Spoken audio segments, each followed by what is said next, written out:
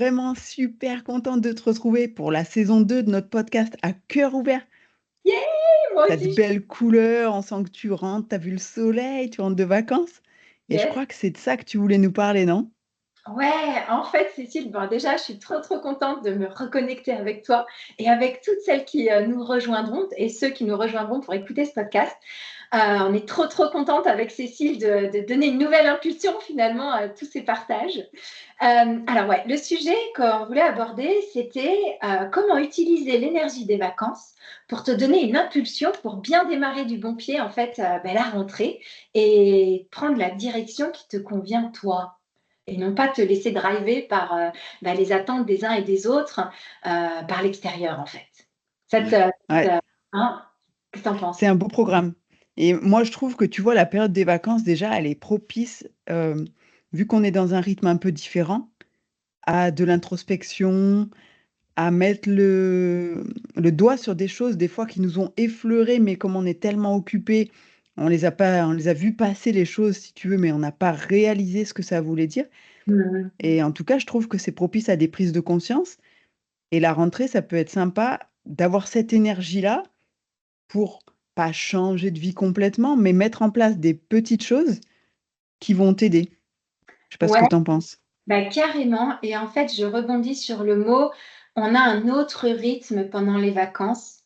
Et moi, ce que j'ai envie d'expérimenter pendant cette rentrée, c'est comment, autant que possible, maintenir un rythme qui me respecte et auquel j'ai pu me reconnecter pendant les vacances. Comment essayer de le maintenir dans ma vie, en fait, malgré toutes les, comment dire, les contingences auxquelles on va devoir répondre et faire face. Comment nous respecter, maintenir un rythme respectueux de notre bien-être, tout en pouvant cheminer avec tous ces impératifs qui vont se mettre petit à petit avec la rentrée des enfants, le job, etc., quoi. Ouais. Alors, moi, ce que j'ai expérimenté en fait pendant mes vacances et j'ai trouvé ça assez. Vas-y, dis-nous. euh, Il y a un truc en particulier, et ça, c'est valable que tu aies pris des vacances ou pas, parce que comme tu le dis, Cécile, comme la planète entière, on va dire, change de rythme en fait, même si toi, tu prends pas de vacances, finalement, tu bénéficies de cette nouvelle énergie qui se met en place avec cette période estivale en fait. Ouais. Et ce que j'ai adoré pendant ces vacances-là, c'est tout simple. C'est faire des choses que tu fais d'habitude, mais pas forcément au moment où tu les fais d'habitude. Un exemple tout bête. D'habitude, moi j'ai un chien, il s'appelle Nico, c'est un Shiba Inu. Et en fait, on va plutôt le balader le soir. Et puis là, c'était un jour de vacances et mon mari me dit, tiens, si on allait promener Nico, et c'était le matin à 9 heures. Et je me suis dit, waouh, ça c'est une super idée. Parce que c'est quelque chose qui est dans notre routine, mais rien que le fait de le faire à un autre moment, en fait, tu en profites différemment et j'ai envie de dire que tu savoures encore plus le moment présent, juste en changeant le moment où tu le fais. Parce que tu sors de ta routine et quelque part, tu expérimentes encore plus le moment présent, quoi. Je ne sais pas Ouais. si tu as un exemple à nous partager. Ouais, j'ai envie de dire, tu vois, moi, je suis pas partie, mais j'avais coupé les rendez-vous pendant 3 semaines. Ça m'a pas empêché de travailler un petit peu sur mes projets et tout ça. Mais pareil, dans un autre timing, c'est-à-dire que j'ai fait les choses vraiment quand j'avais envie. Il n'y avait pas sur mon agenda noté de telle heure à telle heure, je dois faire ça.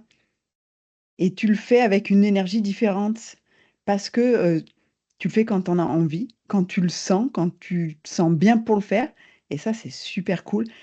Et surtout, je m'étais gardé que des choses très créatives, donc ça fait du bien. Ouais. Ça fait vraiment du bien. Et puis après, j'ai fait aussi des choses un peu différentes.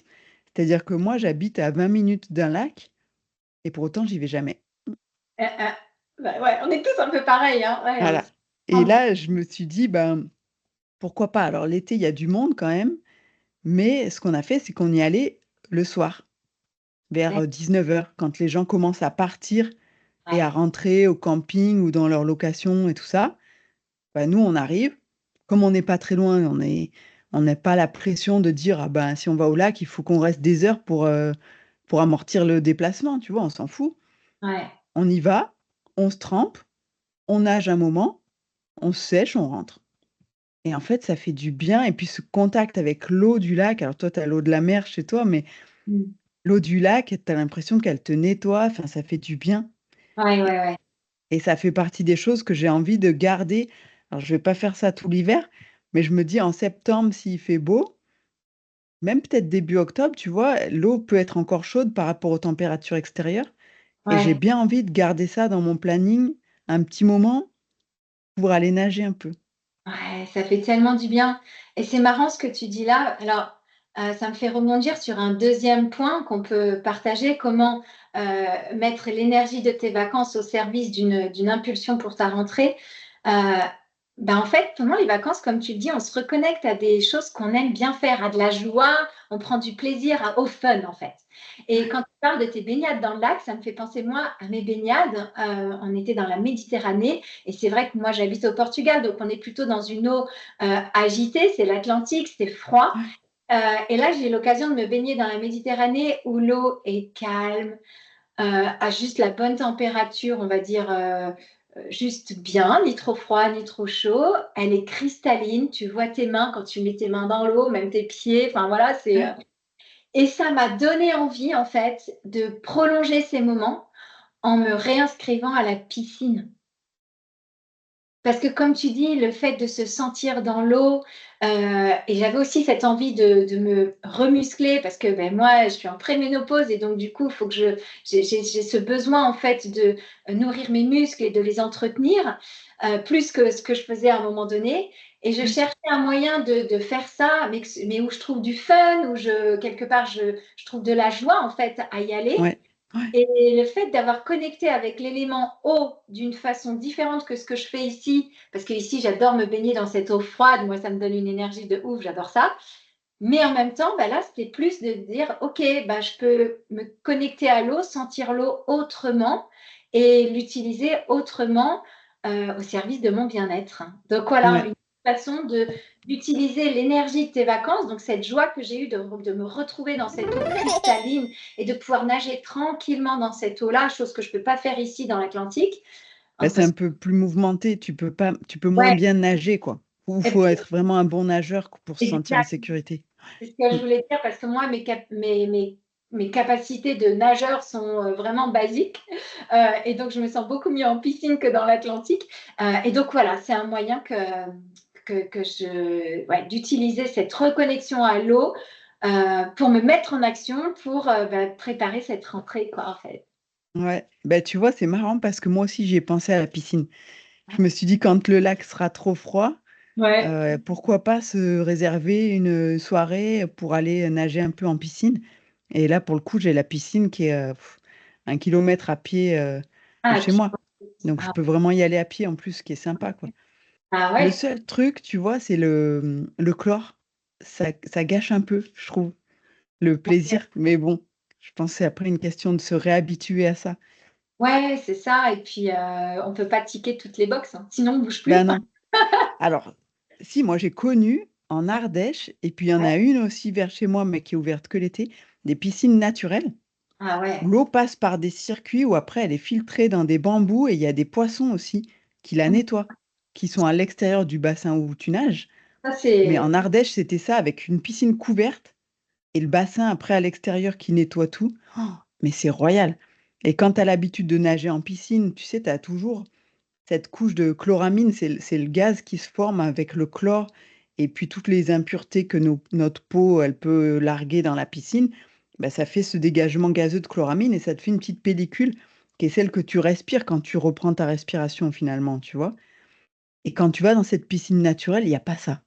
Et là, tu fais: Ah, «Waouh, je respire vachement mieux» et c'est ouais. super agréable. Si un jour tu as l'occasion d'expérimenter ça, Ah non, c'est intéressant. ouais. Je trouverais ça, mais j'ouvre cette piste. Des fois, le fait de savoir que ça existe, ça permet aussi de chercher et de regarder s'il y en a vers chez toi. Ouais, ouais. Top. Bah, Mais merci. donc, ouais, moi aussi, j'avais cette idée de continuer à nager un petit peu et pour l'instant dans le lac et puis peut-être, après un peu en piscine pour entretenir le truc, quoi. Ouais, ouais. Et alors, je voulais rebondir aussi sur quand tu as dit de suivre un peu notre intuition, en fait, dans les Ouais, activités qu'on fait. ouais, Et je l'ai pas mal fait ces temps-ci sur ma routine du matin. Ma routine du matin, elle est plutôt donc de la respiration, ensuite les assouplissements pour réveiller mon corps en douceur, mon petit yoga Kundalini et puis mes prières, connexion, tu vois, à mon, comment dire, ouais, à au divin qui est en moi et puis à ce plus grand que moi autour de moi. Et là, c'est marrant, ouais, je voulais te parler de ça, je voulais vous parler de ça parce que c'était samedi matin. Je me suis dit: «Ah OK, bon, respiration, assouplissement». J'ai pas fait mon yoga. Ah si, non, j'ai pas fait le yoga. Et puis je sais pas pourquoi, je me suis dit: «Ah ouais, mais on est samedi, je me prends un petit temps cool» et je me suis rendormie, figure-toi. Et je Excellent. voulais partager ça parce que c'était tellement puissant. J'ai fait un rêve qui mon inconscient m'a apporté un message incroyable. Et en fait, j'ai fait un rêve, mais il était tellement intense que j'ai pleuré dans mon rêve et ça m'a réveillée. Et en fait, ça m'a permis de reprendre conscience petit à petit de mon rêve, de le resuivre un peu pour le mémoriser dans cet état alpha avant de reprendre pleine conscience, d'ouvrir les yeux, etc. Je me suis dit, tout mon, je sais pas, mon être intérieur et mon corps ont fait tout un cheminement sur ce rêve.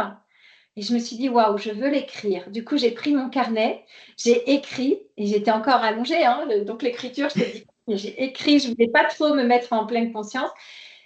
Et en fait, ça a été un moment génial. Donc ça aussi, c'est vraiment quand on suit son intuition, quand on a l'occasion de le faire en vacances, de mettre en place ça. Moi, du coup, ça m'a donné vraiment envie de laisser un peu de temps à ce unexpected, ce moment inattendu. Quelque part, je pense que mon inconscient m'a dit: «Mais vas-y, tu as le temps là, j'ai besoin de te livrer un message, donc remets-toi dans ce cocon».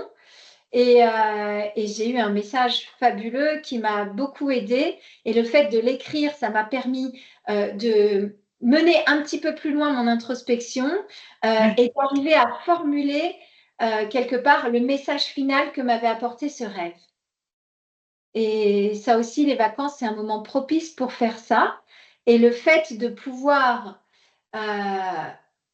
voir cette, comment dire, toutes ces étapes nécessaires pour la mise en place, peut-être pas d'une routine, mais de laisser plus de place aux rêves, à la prise de notes et aussi à demander à mon inconscient de pouvoir me rappeler de mes rêves le matin quand je me réveille. Eh bien, ce moment que j'ai vécu pendant les vacances, je veux y redonner de la place dans mon quotidien une fois que la rentrée aura repris son flot quelque part. Ouais, c'est beau et tu as raison qu'en fait, ton cœur sait, ton âme sait et quelque part, tu as tes guides qui ont plein de messages à te donner, mais seulement souvent, on n'est pas capable de les entendre. Pourquoi? Parce que notre ego, notre mental prend toute la place et c'est important de se trouver un moyen de déconnecter avec ça. Il y en a plusieurs, mais un, c'est le sommeil, parce que c'est sûr qu'à ce moment-là, ton mental, enfin, il lâche et moi, c'est là que je reçois beaucoup de messages aussi, de communication, même avec des gens qui sont morts ou tu vois? C'est là qu'ils viennent parce Ouais. que le mental, est pas là pour dire: «Mais n'importe quoi, les morts ne parlent pas», tu vois? Et à la fois, tu as ça et tu as le fait de bouger sur de la musique, mais pas danser en appliquant une chorégraphie où là, il faut que tu quelque part, ton mental est là parce que tu répètes des pas et cetera, mais plus te laisser aller à bouger sur de la musique, ce qu'on fait en biodanza, par exemple, hein. Ouais, ouais. Et ben là, tu coupes ton mental et là, tu peux recevoir des messages ou être connecté à ton intuition. Ouais, parce que tu es connecté à ton corps, en fait, tout C'est passe par là. ça. Ouais. C'est vraiment tu laisses ton corps s'exprimer Ouais, ouais, ouais, ouais, intéressant. et ça, c'est un beau programme en tout cas. C'est bien d'avoir eu cette intuition-là pendant les vacances et de vouloir la cultiver. Je pense que ça va te faire un bien fou. Ouais, ouais, ouais, carrément. Et encore une fois, peut-être pour clore ce sujet de ce podcast, hem, la période estivale est propice à un autre rythme qui nous amène à être plus en accord et à l'écoute de notre corps et donc aussi de nos besoins. Et tout ça, c'est délivré par notre inconscient. Donc voilà, on vous a partagé à tous là avec Cécile pendant ce podcast, et ben 3, 4 pistes. Et après, à vous de trouver les vôtres, hein, Cécile. C'est Chacun ça, a trouvé ses propres pistes, mais c'est clair qu'être à l'écoute de son corps, ça passe par un ralentissement et aussi se mettre un peu en contact soit avec la nature ou en faisant des activités créatives qui amènent à jouer avec notre créativité, comme tu le disais tout à l'heure, ouais, trouver son chemin pour se connecter au divin qui est en soi et à son intérieur, en fait, à son temple ouais, intérieur. ouais. Et l'écriture, comme tu disais, elle est super importante pour ancrer. Et là, il y a un méga jeu de mots, quoi. Ancrer avec un A, Yes, l'encre qui va me tenir, yes, et pour ancrer avec un E, puisque je suis en train d'écrire. Et ouais, je conseille vraiment, moi, d'écrire à la main, mais ancrer ce qu'on a ressenti, que ça soit dans des rêves ou dans des méditations ou dans des moments où on se dit, tiens, j'ai eu une idée, je sais pas d'où elle vient, mais peu importe. ouais, Au lieu de perdre du temps à essayer de comprendre d'où elle vient, c'est de noter et de voir ce qui vient. Et parfois, on se laisse guider par l'écriture. ouais, C'est ce ouais, qu'on appelle l'écriture intuitive. ouais. Et moi, ça m'arrive des fois de rédiger, alors là, pour le coup, je rédige sur l'ordinateur, mais des newsletters que j'ai envie de partager avec mon audience. D'un coup, j'ai une idée, je vais taper sur l'ordinateur, tac, tac, tac. Je programme cette lettre pour l'envoyer le lendemain ou le surlendemain. Et puis quand je la relis, je dis: «Waouh, mais j'étais hyper inspirée» et en fait, limite, je me rappelle pas de ce que j'ai écrit. Ça, ouais, ouais. Ouais, Mm, mm. et ça, c'est de l'intuition. Et là, il y a 2 choses qui résonnent pour moi, Cécile. C'est OK, en effet, écrire, ça permet d'ancrer à la main et du coup, d'ancrer dans ton inconscient parce que le Ouais, visuel joue énormément et c'est aussi relié, au mouvement de la main, en fait. ouais, Mais comme tu le dis aussi très bien, le fait d'écrire, ça permet de permettre à ton esprit, à un certain rythme de dérouler et je trouve que tu accouches de choses auxquelles tu n'aurais même pas pensé en débutant ton écriture. C'est-à-dire ouais, que quand on veut ancrer dans l'écriture, on sait ce qu'on veut écrire, mais en écrivant, il y a d'autres choses qui arrivent ouais, auxquelles tu ne pensais même pas parce que, comme tu dis, c'est de l'écriture intuitive et c'est un peu comme si tu déroulais le tapis rouge, quoi. ouais, Il y a plein de choses qui et comme ça. par rapport au rythme dont on parlait au départ, le fait d'écrire, ça t'oblige à ralentir aussi. Tellement. Parce que si tu es juste là à écouter tes pensées, c'est tout ça va à toute vitesse, ça passe de partout. Quand tu écris, forcément, tu ralentis, hein, ta main, elle peut pas aller assez vite. Tellement. Mais Ouais, ça, d'ailleurs, je trouve que ça se travaille, enfin, en tout cas pour moi, parce qu'au début, mon écriture est hyper bien posée et tout. Et puis après, c'est un peu comme si ça arrive quand même assez vite, les idées. Et du coup, mon écriture est de moins en moins belle, de moins en moins lisible. Et du coup, j'ai besoin de... Mais c'est comme si, en fait, en haut de la page, j'écris bien, puis plus j'avance dans ma page, moins j'écris bien. Mais quand je reviens en haut de la page, je réécris bien. C'est ouais, marrant le pouvoir de la page aussi. Tu vois ce que ouais, je veux ouais. Moi, ça me fait pareil, hein. L'écriture, elle est toujours plus soignée en haut dire? Ouais, qu'en bas, c'est un peu plus à l'arrache. marrant. Enfin voilà, c'était une pensée. Donc ouais, ouais, l'écriture intuitive, c'est un exercice, que ce soit pour recueillir nos rêves, que ce soit pour recueillir nos impressions de notre journée aussi, ou l'impulsion qu'on veut donner à notre journée, que ce soit le soir ou le matin, en fonction de ce avec quoi on se sent le mieux en fait.